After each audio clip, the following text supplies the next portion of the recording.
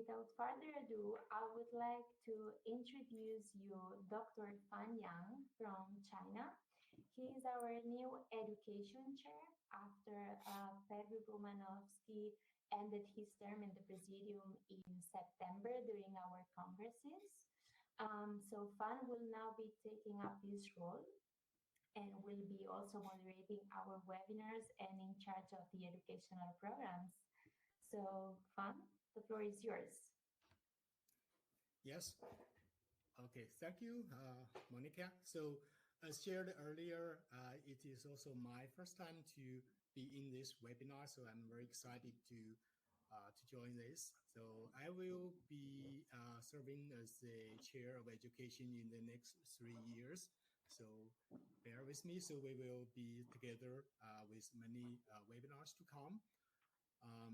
Of course, and thanks for the strong support for Monica, our General Secretary, especially during this transition period. For just a little bit of introduction about myself. So I'm from a chemical engineering background. So right now I work in a brand, a company called Meizhine. It's a Chinese prestige brand.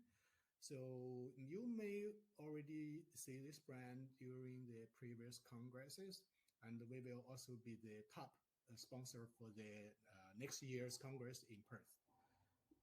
So now let me introduce Dr. Vânia Leite, so who is also a close friend of mine. So Dr. Leite did her postdoc work at the University of Queensland School of Medicine Therapeutic Research Center, based in the Translational Research Institute in Brisbane, Australia. At the TRC, she shared her expertise in pharmaceutical formulation while completing her postdoc work in the controversial topic of nanoparticle penetration of human skin.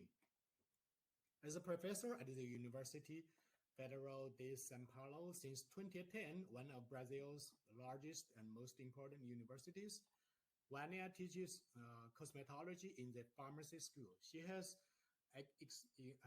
extensive experience in industry, working on the research and development of cosmetics, including the development and the validation of new methodologies and technologies for evaluating cosmetic performances. Also, as board chairperson of the Brazilian Cosmetology Association, she has an important role promoting robust scientific and regulatory standards in the cosmetic industry. And most importantly, Vânia served as the IFSCC Praesidium as the publication chair from 2015 to 2018. Wow. And rejoined the Praesidium in 2020 for the IFSCC Brazil Congress, which is last year. Without further ado, let's turn to Vânia for sharing of today's topic, from formulation to absorption, understanding skin penetration in cosmetics. So Vânia, it's all yours. Thank you, Fan. Thank you for this kind introduction. You are correct. We are friends, and I'm going to pretend that I'm just talking to you and with you and with Monica. There is more than 800 people registered, so I will pretend that it will be just us here. Okay, so let's talk about skin penetration. This is a very hard subject. It's not easy to talk about skin penetration, and you will see why. So I will start this one. I want to thank Perry Romanovsky for this slide. When I saw his presentation in China, and I saw some news about fake news. He was talking about fake news, and I saw this news. I said, Perry, can I use this slide for my class? And he said, sure, it's on internet. And then I could see how many informations or wrong informations about skin penetration we have nowadays on the internet. Of course, we have a good one as well, but we have to pay attention about the bad one. Look at this one. 60% of skincare absorbs into your bloodstream, or it takes 26 seconds for your skin to absorb a chemical into your bloodstream. So can you imagine if we apply our creams every day and 60% could go directly to our bloodstream? We should be dying, probably, or at least sick. And also there are a lot of fake news about nanotechnology. We are going to talk a lot about this during this talking. But normally they say, oh, the smaller the particle, the greater the risk. And we know that, of course, we have some concerns about size of the particles, but the risk we can have in any product. So if you have more than 50 years old, 60, 50 like me, you probably will remember Star Trek. So since always the men try to cross the skin, in this case they use to work needle-free hydrospray to apply some medical, some vaccines. And we are going to talk a lot about stratum corneum or stratum corneum. It's a very thin, the last layer of our skin, very thin one, made with dead and flat cells, but it's very, very important when we talk about skin penetration. And then every time when we think about skin penetration, we make some questions like, do drugs penetrate? If so, how fast? Even when we are preparing the protocol to see the skin penetration with some drugs or actives, we need to know how fast they will go.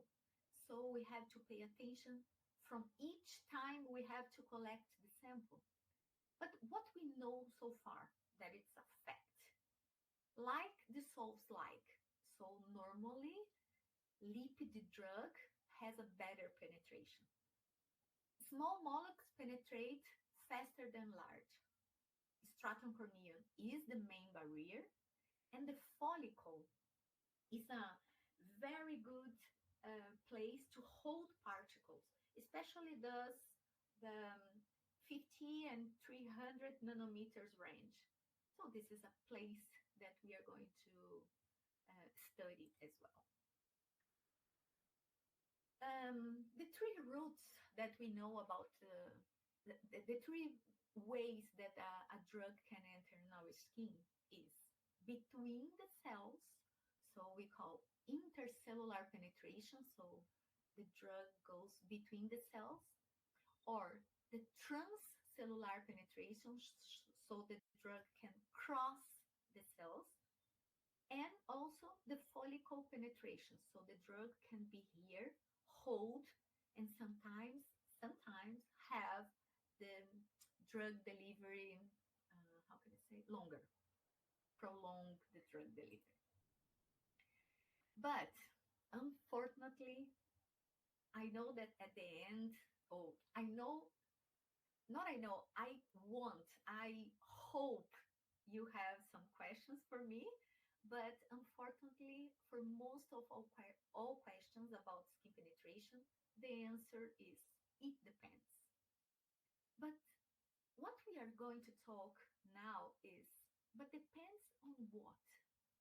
What are the subjects or the conditions or the formulation that can interfere on skin penetration? So we have a lot of topics to talk, but let's start with the skin. So before I talk about the skin, there is a paper from myself that is not a very new one. It's from 2012 that explains a review, a very simple one that explains all this depends.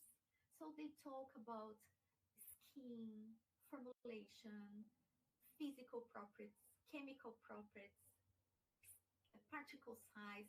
So we can see on this review a lot of information about skin penetration. So if you have time, if you are interested in this, This is a good paper. So talking about skin, we have the brick and mortar structure.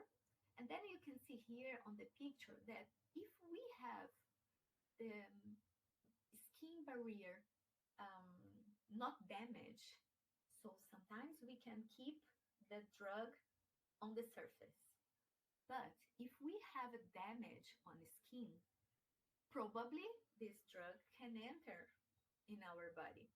So about the skin, we have to pay attention about this structure of the barrier, the skin moisturizing, the skin hydration. This is very important. I'm going to talk about this in some slides in advance. Anatomical site, so where I'm going to put this cream.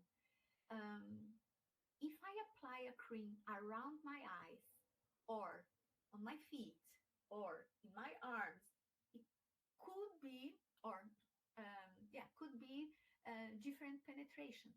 So the site, it's very important as well. And of course, the pathological effects. If you apply, for example, in a healthy skin and in a skin with acne or some damage or sunburn, the penetration can be different as well. So the skin is very important. Also the formulation. And this is the whole world about formulation. There is a lot of topics that we can talk. So the type of formulation, if we have gel normally, the gum is a very big molecule, and then it's a hydrophilic vehicle. But we can have emulsion with water in oil emulsion, or oil in water emulsion. We can have nano-emulsion. So the type of formulation is very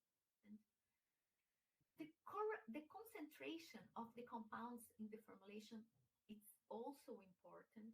So sometimes you see the formulation, only the qualitative formulation composition, and then you saw glycerin or propylene glycol. Propylene glycol is a enhancer, can enhance the skin penetration. So if I apply 1% or 10%, the penetration of the product could be different. So the concentration, the pH, but not the pH only, the formulation pH, but the skin pH as well. And the viscosity, there are a lot of works on the scientific papers that you can see different viscosity with the same formulation can produce, increase or decrease the skin penetration. Of course, the charge. And here I'm going to point the size and of the permeant. There is a paper from the Journal of Control Release from 2017 that show a lot about this. This picture I took from there. This is a paper that I also participated. So sometimes we say about the size. Oh, nanoparticles, it's so dangerous, and the big particles don't enter. Sometimes it's not only about the size, but about the shape. Because here I have, for example, one liposome. And then when we put ethanol and make this ethosome, this liposome that was rigid and inflexible, for when we add some ethanol, can be flexible. And this new shape can facilitate, can increase the skin penetration. So can you see how many points we have to study to make sure that this one will, that we have to increase or decrease the skin penetration? We have also the chemical products that can increase the skin penetration and how they work. So they can promote disruption for the lipid barrier, and then the structure will change. Or we can remove the lipids and also increase the partition of solubility in the stratum corneum.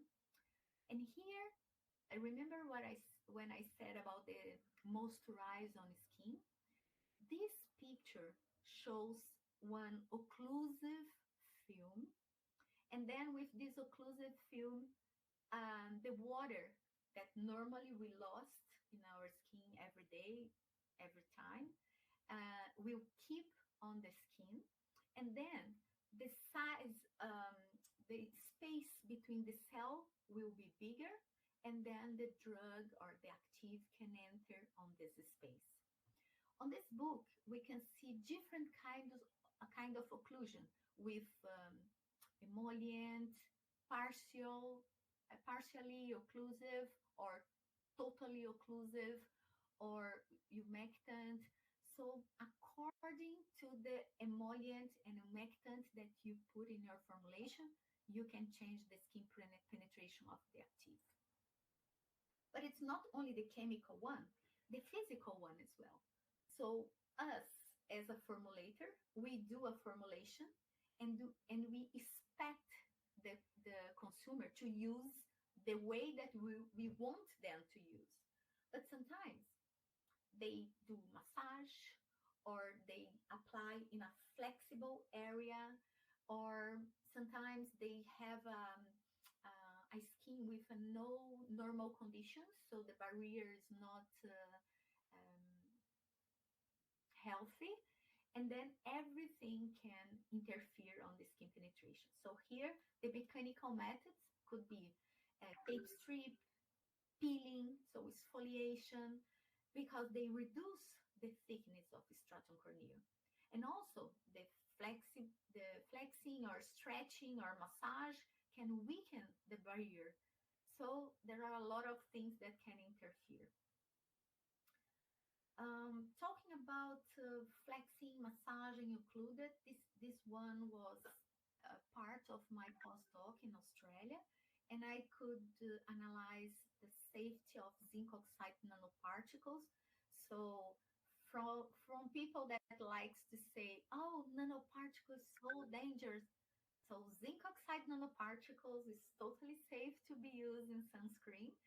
And I'm talking about this not, of course, only about 3 or 4 papers that I published, but for all the literature and the different ways to analyze. This one, we did an in vivo test using multiphoton, and we applied the sunscreen in a normal condition, in a flexible area like arms, or I forgot the name of this area, and also applying massage and putting something to occlude. So when you occlude an area, you decrease the water loss, so you increase the moisturize, and you could promote better penetration. So we tried in a very different way, and we have 2 papers, one talking about the effect of flexing and massaging, and the other one about the occlusion, and both show that they are totally safe to be used. So how we can analyze? Because sometimes we have our formulation, and we want to know where this active is gonna, where is the pathway that this active is gonna take. Thank God our skin is a very, very good barrier. Sometimes I see people on the beach applying water on the face and say, oh, I am moisturizing my skin. If the water could cross the skin, when this person enter inside the swimming pool or the ocean, the water could start to enter in the body and we could die. So thank God, it's a very good barrier. So how we can analyze the skin penetration? We can do this in silico, in vitro, ex vivo, and in vivo. Of course, I selected the way that I work in our lab. There are different ways to do in silico, in vitro, ex vivo, in vivo, but I'm going to show today some experiments that I did in my lab, okay? So let's start with the in vitro one. This work I did with Patricia Lopes Santos, that is my friend in Brazil. She's professor with me. We have a group for research, and she's part of this. And then she is the expert to build 3D skin. And then we took human skin from plastic surgery, cut in a very small piece, put in a culture medium, and then we put in a different one to make keratinocytes and fibroblasts. We used a cellular dermis from human cadaver that died. No, the cells. Sometimes the words in English I lost them, but the cells is not alive; it's dead, and we use it only as a support. And then we build the human keratinocyte as a epidermis, fibroblast as a dermis, use the dermis without cells as a support, and above we use the adipocytes because we remove from the liposuction, from the surgery, plastic surgery, and then we use the cells above. So we could use the 3D skin. Of course, this kind of skin is much more permeable than the normal skin, but we can do the correlation. Okay, so this is one way to do in vitro that we do in our lab. But ex vivo one is the one that the people like the most. And we have as a membrane, we can use the natural one or the synthetic one. I know that some people say, oh, the pig skin is not like a human skin, but we have a lot of papers that shows the equivalence, the correlation between human and porcine skin.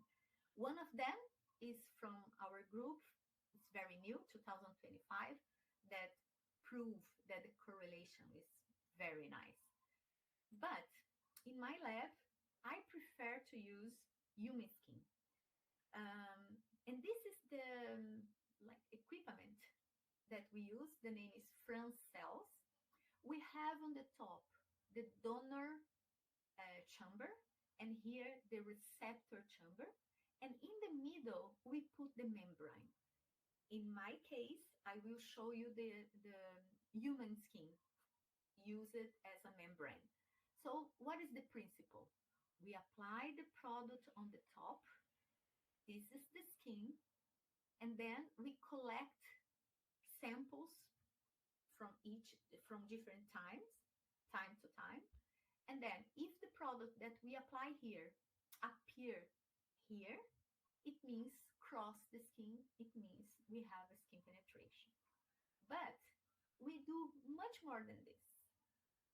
Sometimes we don't want to know only if the product crossed the skin, but where is the product?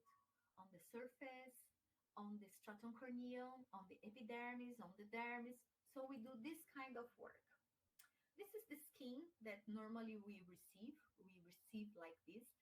We have a partnership with a hospital, and then they have a lot of abdominoplasty that they remove part of the belly, and then we receive like this, and then we clean this skin. So we remove all the fat part, clean everything, and then we have the skin to work. You can do this without marks, but it's easier if you do some marks exactly the same size of the front cells. You know why? Because we don't lost skin. Because the skin is very, very, very precious. You will see that it's very hard to get skin, human skin. It's not only because of because here in Brazil we have a lot of abdominoplasty surgery, but the problem is the ethics committee, how to take the skin, how to keep the skin healthy. So we try to use all the piece of this skin. And then we cut. Just to let you know, this is my hand. So this picture is from my study. So we cut the skin exactly the same size of the front cells. We make a hydration to make sure that this skin will be viable. And then we measure the water loss just to see if this skin has any kind of damage. There are a lot of ways to analyze this with current, electric current, or with water loss, but we do with water loss. Then we put the skin, set up skin on front cells. We fix the donor and the receptor chamber, so we put them together. And then we organize in a support and take this support and put in a water bath. This water bath, it will be around 35 or 37 degrees. You can find both on the literature. Why? Because can keep the liquid at the same temperature of our body. Then we weigh the cream. This is on the top of a syringe. And then we apply the cream on the top. And time to time, so at the different time, we remove the liquid above. Of course, it's not so simple. We have to make sure about the sink condition. We have to make sure about the amount of the liquid that we remove, and then we have to replace all the calculation, the volume of the front cells. So it's a lot of things to think to prepare a protocol. But time to time, we remove, we collect some samples, and then we can see, for example, in 1 hour, how much drug penetrated, in 3 hours, in 8 hours, according to your protocol. Okay, so you analyze this liquid and should finish if you just want to know if the drug could cross the skin or not. But we need more. We need more information. So we remove the skin from the front cells, and then we clean the surface. So with this swab, and we did for this experiment, we did 3 times. With this swab, I will remove everything that remain on the surface. And then I put this one in the same vial. So the 3 cottons I put at the same vial. So when I extract the drug, I will make sure how much drug I will have on the surface. And then I will do some tape strip. For this protocol, we did 20 times. For this skin, it was enough to remove all the stratum corneum. And then we apply the tape, put a pressure, and then remove the tape. From each tape that I remove, theoretically, I remove 1 layer of the stratum corneum. Of course, there are a lot of different interference, like ferrules, the place that you put, but normally for each tape, we have 1 layer of the stratum corneum. And then we did this 20 times. So this is the tape, and put in a different vial. And then at the end, I just take the skin and remove epidermis from dermis. How we did? There are different ways to do, enzymatic ways, a mechanical way. I did in a mechanical way. We put the skin in a bath of water for 1.5 minutes, 60 degrees. And then mechanically, we very carefully separate viable epidermis from dermis. This is the dermis, cut it in a very small piece, and the epidermis in another vial. So at the end, I have a lot of vials to analyze because I have the vial with the liquid that I remove time to time. I have all the surface that I collect with the swab. I have all the 20 tape strips from the stratum corneum, the epidermis, and the dermis. So at the end, I will know exactly where my drug is. That one is a traditional front cells, but we have also the flow through diffusion cells. You apply the cream on the top, and the liquid is, what is the word? It's not stop it. It's not, it's, what is the word?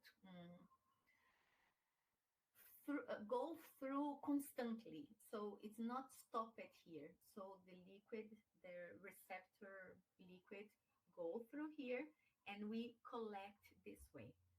I will show you some picture. This is the machine that I used to work in Australia. So we apply the cream on the top. In this case, as a membrane, we didn't use the full thickness. We used just the epidermis, okay? So here is the liquid that comes constantly in a control velocity, and then make contact with the membrane, and then we collect here on this point. So we have a constantly collect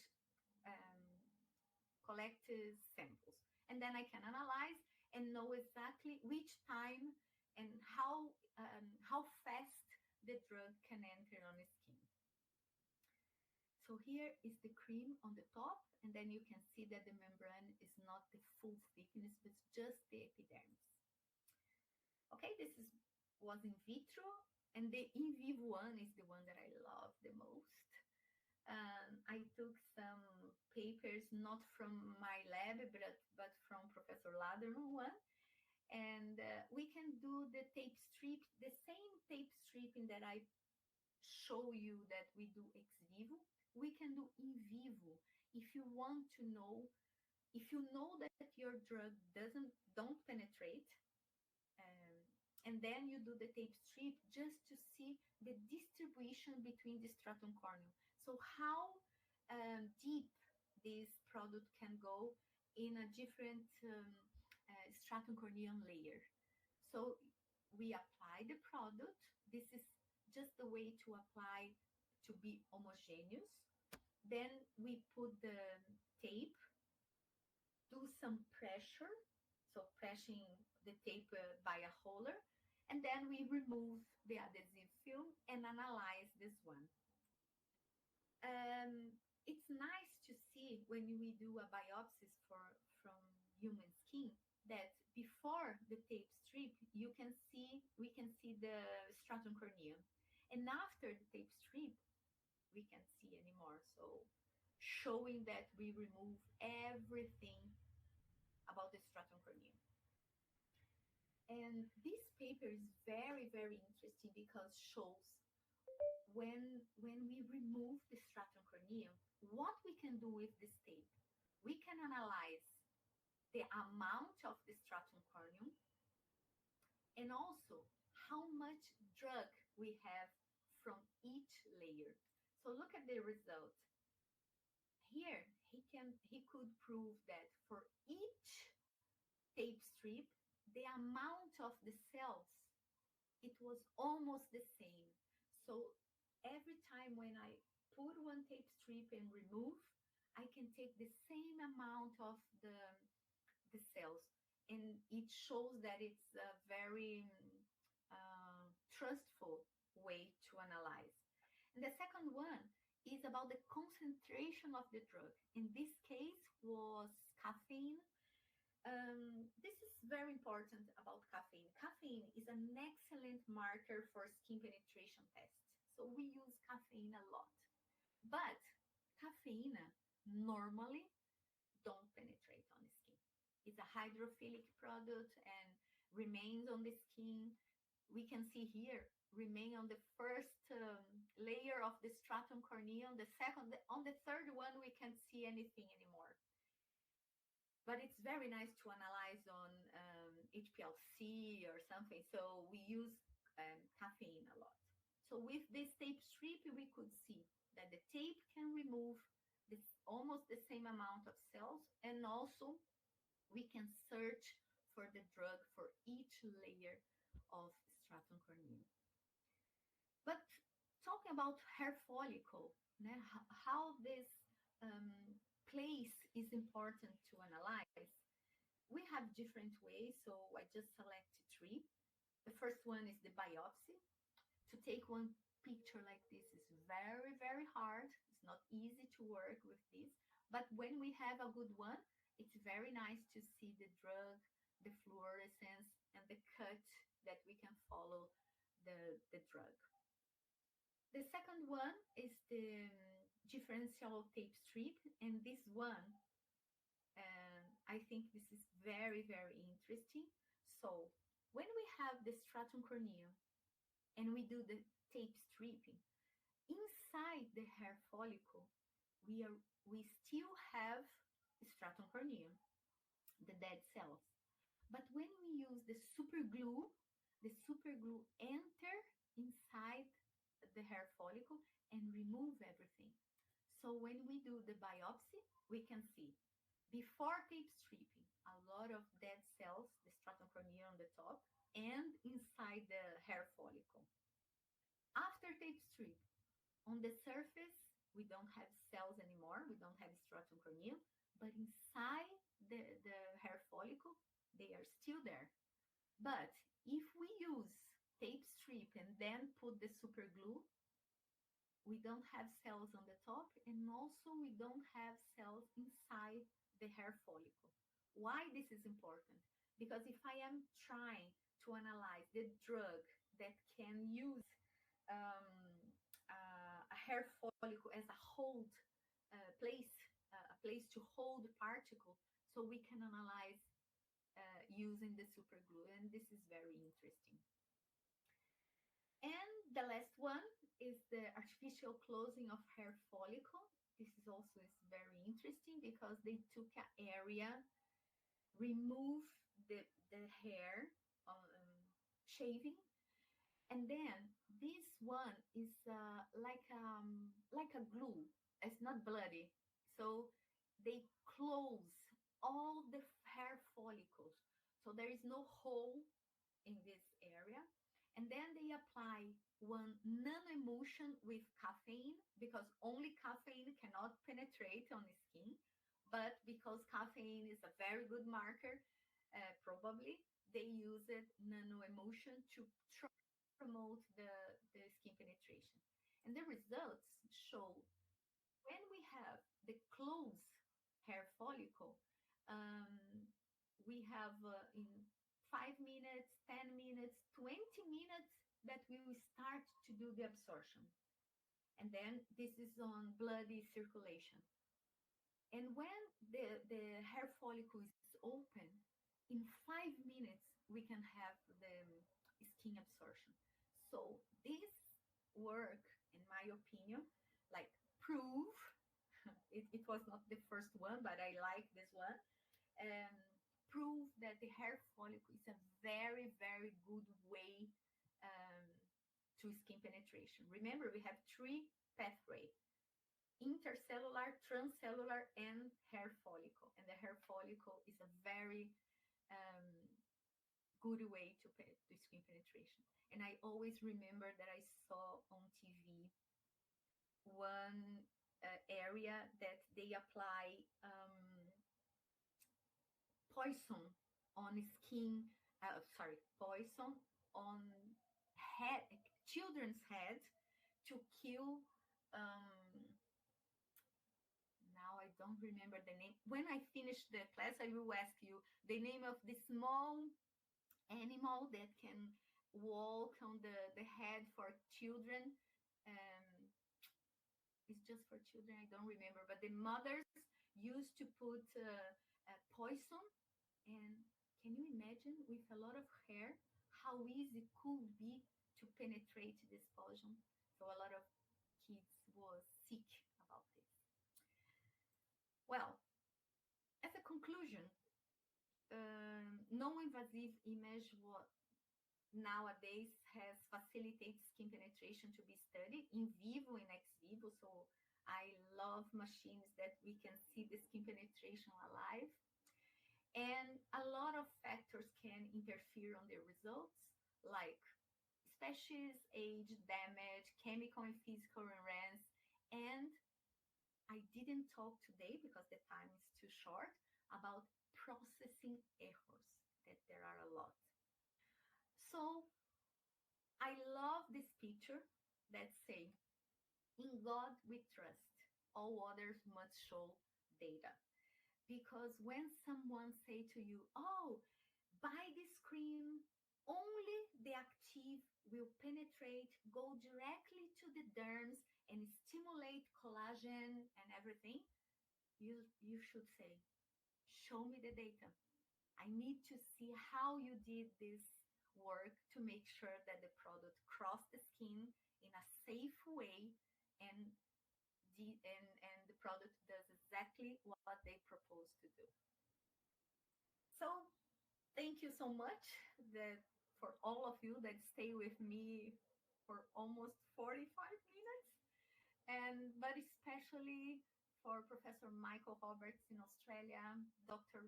Jeffrey, a very good friend of mine, and Dr. Yusuf from Australia as well, Professor Laderman from Germany, of course, all my students, and my big thank for my research group, Professor Newton Andrell and Professor Patricia Lopes. And thank you all. And let's talk about skin penetration. All right. Thank you, Vânia. Very well-controlled timing. So we can now go to the questions part. I see we already have many good questions. So Vânia, can you also see the questions there? So we can go through them first. I also have, personally, you can go to the Q&A in the chat box. Personally, I also have questions for you. So we can go through this first. So first one is, usually can we share the PowerPoint? And also for Vânia, can you share? That's the first question. Yeah, so it will depend on Vânia. I see now she's frozen. Can you hear us? Okay. Yes. Yeah. No, okay. Yeah. Am I back? About the PowerPoint, I will prepare one, just removing some pictures from the lab that I'm not allowed to share, but I will prepare one and send to Monica, and Monica can send to you. Okay? Okay. So the next question from Confidence. Also, I think he's interested in the papers you published. You mentioned there are some papers published before for when you talked about the nanoparticle safety part. Yes. All the papers that I show in this presentation is from my own lab, so I can send to Monica as well. And with the PowerPoint, you can share the papers. Okay, great. Yeah, the next question, I think a very good one. Lipophilic ingredient tends to penetrate the stratum corneum better than hydrophilic ingredients. Yes. So if we can make a hydrophilic molecular more lipophilic, by ion pairing, we should be able to increase its penetration. Is that right? It's Rick. Rick is the name. Rick, we try to do this a lot in the lab. We try to make hydrophilic drugs much better to penetrate. So we promote, for example, I can send you a paper that I was part of this. We prepare a liposome with the hydrophilic one. So the hydrophilic part drug stay inside the liposome, and the outside was lipophilic. So we could increase the penetration of a hydrophilic drug using liposome, but also we can do with different nanoparticles, or also we can do with different vehicles. Sometimes you don't need to change your drug. You just put in a very good vehicle that can promote the skin penetration. So I told you at the beginning, it depends. Depends kind of hydrophilic particle are you talking about, and how you are intending to deliver this one. So basically, the assumption is right. I think that's the same as the caffeine you were Yes. talking about. So you Yes. use the nano emulsion Yes. to help it to deliver. Yeah. I also have question because my background, my work background is from P&G, and P&G use a lot of niacinamide, which is water soluble. And actually, we use a lot, like a 5% in the formulation. But it's just simply added into the Sorry, formula. what did you use? I for, didn't understand. for in P&G, we use niacinamide as the active, and it's a main active. We added like 5% in the formula, a lot, but we just simply drop it in the water. There's no emulsion, no emulsion technology. But I think there should be a lot of study done before to, I don't know, maybe the quantity is big enough, so any small fraction of penetration would be good enough. But I guess it's a similar molecular weight as the caffeine. Maybe the penetration efficiency is not that good. Have you done any study on niacinamide? Fun. Let me repeat to see if I understood the question, okay? You have a product that you put a lot of caffeine just in water and apply. Niacinamide. Niacinamide. Niacinamide. Okay. Yes. And then because it's a hydrophilic one, and then you think shouldn't penetrate, and you have a very good results on this. Is it correct? Right. Okay. Right. Fun. I'm so sorry. I can't see anything without see the formulation. So because sometimes you don't have a oil phase, but you have propylene glycol, and propylene glycol in a highest concentration is a very good enhancer We have. for penetration. Yeah, we have. It's not only lipophilic. That's the reason why I say it depends on a lot of things. Yeah. So And this so formulation is maybe important. could be hydrophilic, but with a lot of chemical promoter for enhancer for skin penetration should work. So that's important. The formulation is important. It's very All right. important. The vehicle is very Good. important. I think there are two more questions about the ethnicity. They get a different color of skin, like a darker skin tones. Is there any difference in the penetration study? We did. We didn't see any difference, but it's so nice to see when we remember the in vitro one that I showed, that we cut the skin and put in a culture to cell to growing. When we use dark skin, it's so nice to see because when we use the melanocytes, the amount of melanocytes is the same, but the production of melatonin is much higher in a dark skin. So we can see in vitro the skin start to be dark with the amount of melanocytes.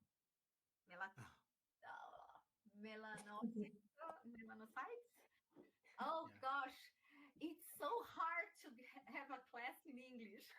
Every time when Perry invited me to do this, I said no. Please, can I do Portuguese? It's great. But yes, we did, and there is no difference between the skin penetration. So we can use white, yellow, dark, doesn't matter the color of the skin. But the age, it matters. The site that you remove at the beginning, we used to do with the very thin skin that the hospital removed from the, I think the word is circumcision, that when the boy born, especially people does, so remove a very small skin. So this is different because the quality of the skin, the thickness of the stratum corneum, so the skin really matters, but not the colors. At least not the ones that we try. Okay. Yeah. So it's more related to the age. And the site. Okay. And the site. Actually, the next question is about the site. So after the tape strip, is the absorption approximately the same regardless of what part of the body you collected the skin from? Probably it should be different. What are the most common area that skin is easily available from? For us, the most common area is the belly, because we have here a lot of abdominoplastic surgery. So when we have a plastic surgery, in 99% of the case, the donator, the volunteer is very healthy because he's not sick to do a plastic surgery. So he's very healthy. He did a lot of tests. So when we take this piece of belly, it's a big one. So we can do a lot of experiment with the same donator. And this is very good because we don't have the difference between volunteers. We have the same volunteer. We can do sometimes 20 front cells. So it's very nice. So except the belly, have you tried any other part of the body? Yes, we try breast because we have also breast reduction. So the area is good.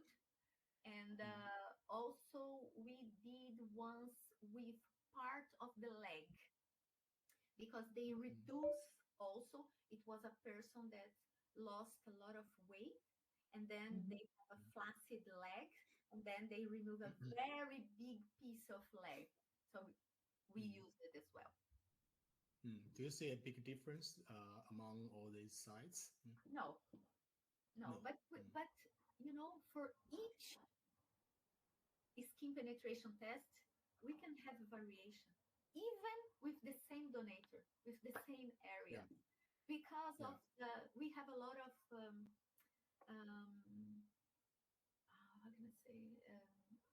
We have a lot of things that can interfere in. You want to have the single variable tests, right? Yes, that's the reason why at least we do in 5 times for the same formulation. Triplicate is the minimum. For us in our lab, we do 5 because we always have a variation. We have a few more questions and 4 more minutes.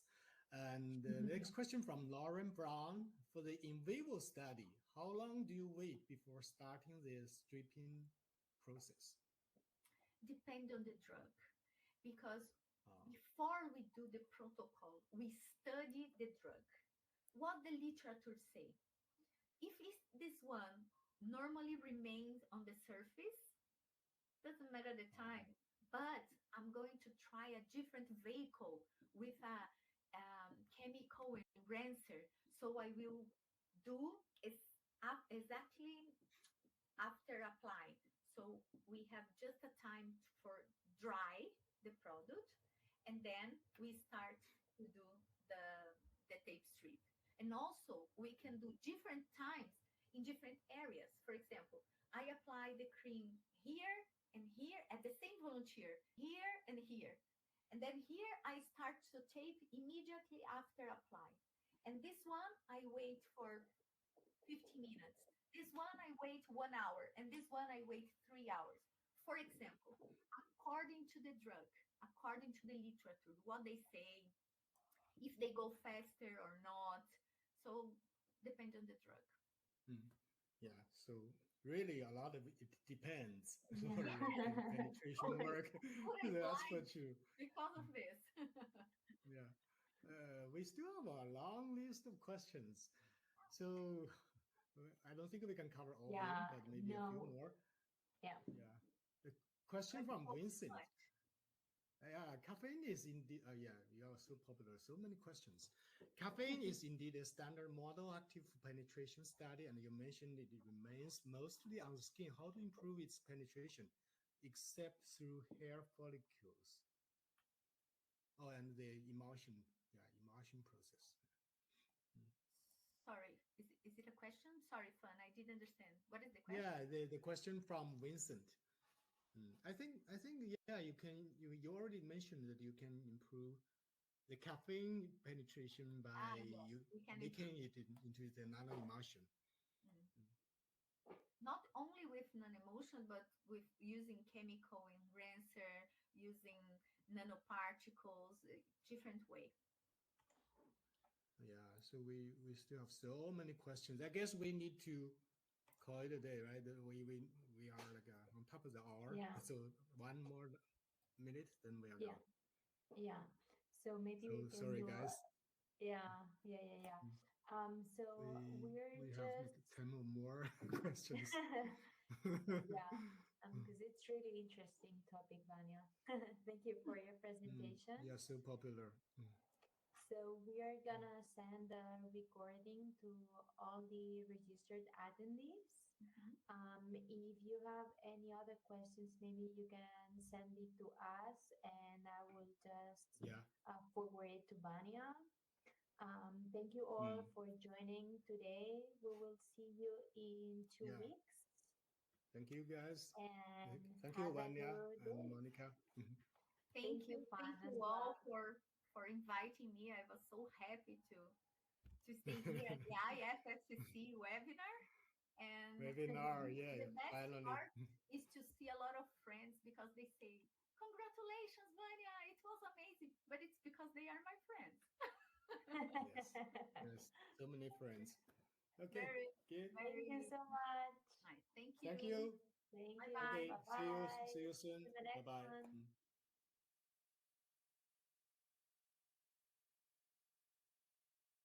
Hello and welcome to another IFSCC webinar. Hello. There's no one yet. Just 3 of us. No, there's 12 people here. 17 now, 18. 17 now. Oh. Good. We can see. Hello, everyone. Oh, yes, I can see the numbers. Wow. Hello. Hello. Could you I can see some names. where right are now. you from? So say to us, where are you from? So we have now Albert from Hong Kong. Hello, Albert. Albert is Hi, the usual. Albert. It's Hello. nighttime there. Do you see myself? Brazil. Because I don't see myself in camera. I can see you. Okay. Oh, the chat. I'm just. Hi, Albert. Hi, Angela from Brazil.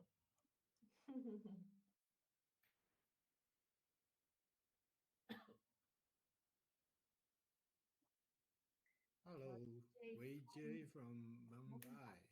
Hello, welcome.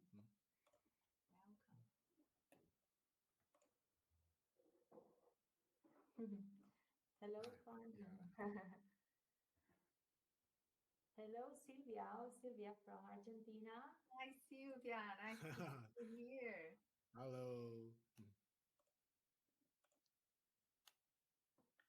Hello, Brim from Tunisia. Francisca from Chile. Wow, I'm going to talk about skin penetration to Sylvia. She's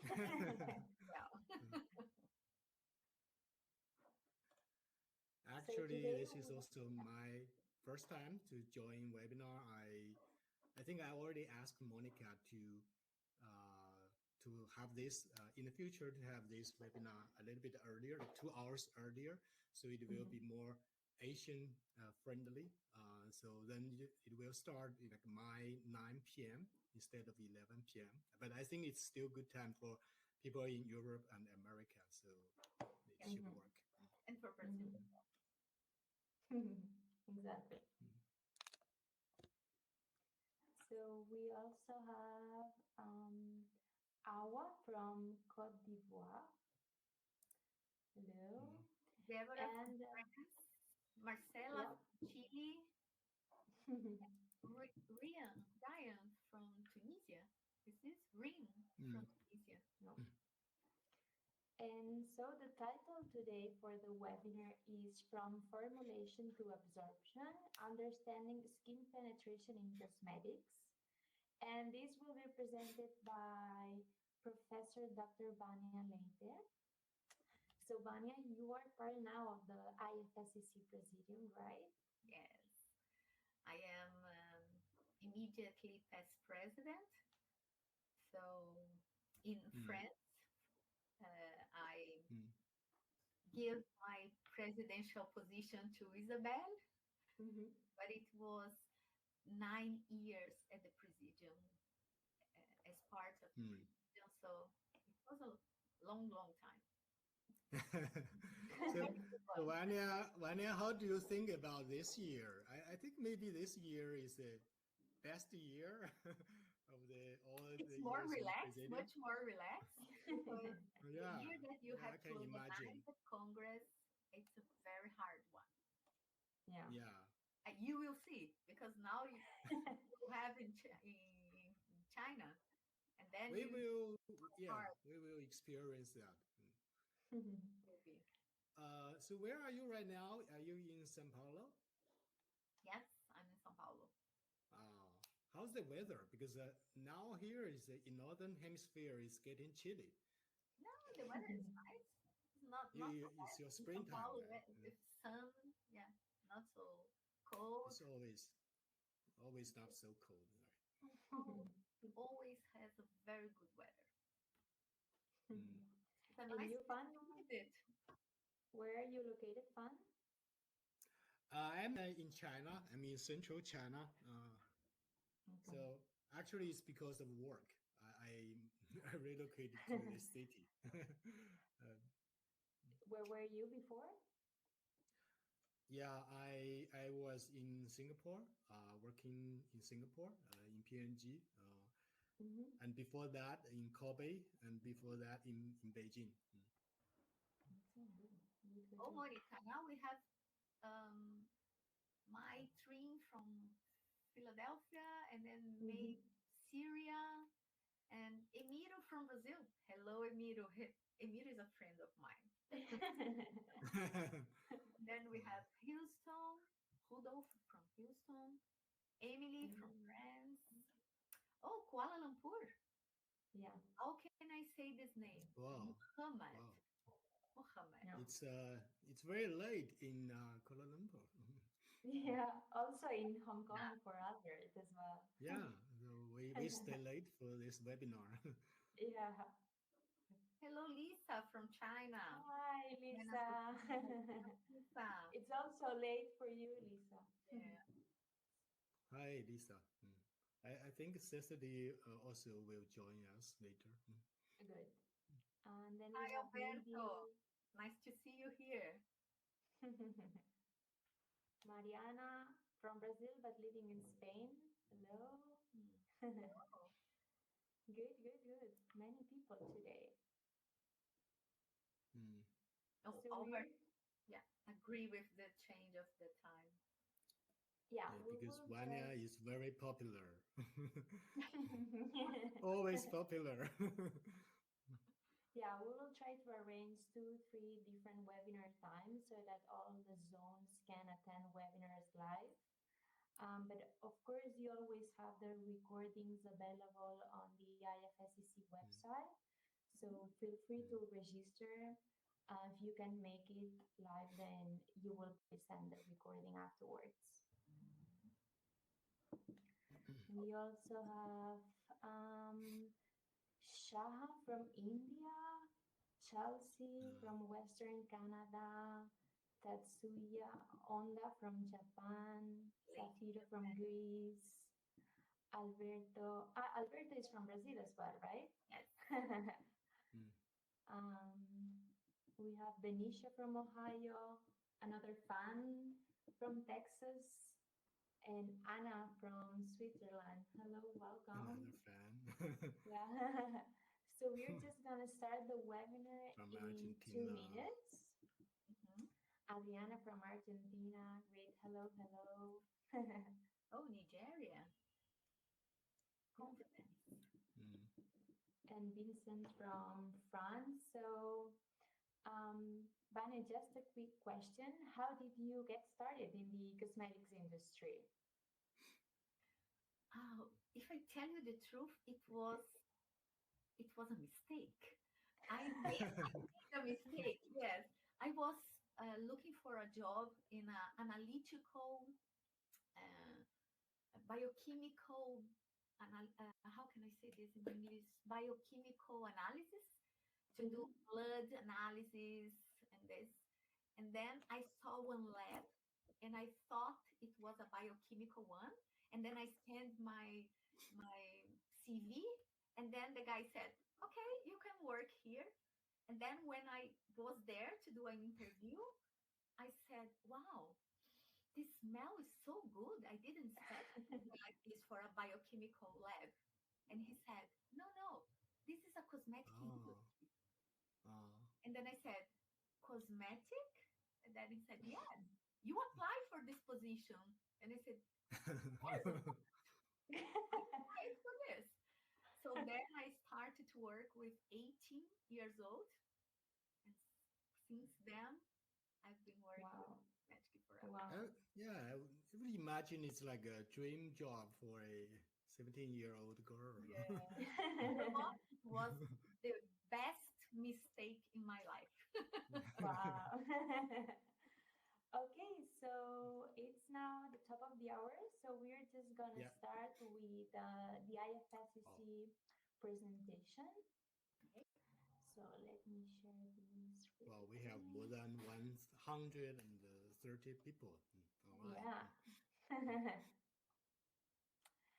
So, um, what does the IFSCC mean? We are the International Federation of Societies of Cosmetic Chemists. We started in 1959 with 8 founding societies, and now we have 48 societies covering 78 countries. We are dedicated to international cooperation in cosmetic science and technology. So to be part of a member of the IFSCC, you must first join your local society. Afterwards, you automatically become a member of the IFSCC, and you get the following individual members benefits. So you get to watch our webinar series every 2 weeks. You get the IFSCC newsletter. You get access to the magazine, which is published digitally 4 times a year. You get access to our archives, which is our proprietary cosmetic science database. At ifscc.org, we have a virtual library where you can watch the recordings of all our webinars. We have more than 120 webinars already in the website. You can also attend virtual events held by our member societies, and you get a discounted registration to our congresses, which are our annual scientific event. Next year is going to be in Perth, in Australia. Right now, the call for abstracts, they're calling for abstracts. So if you are thinking about submitting papers, now is your time.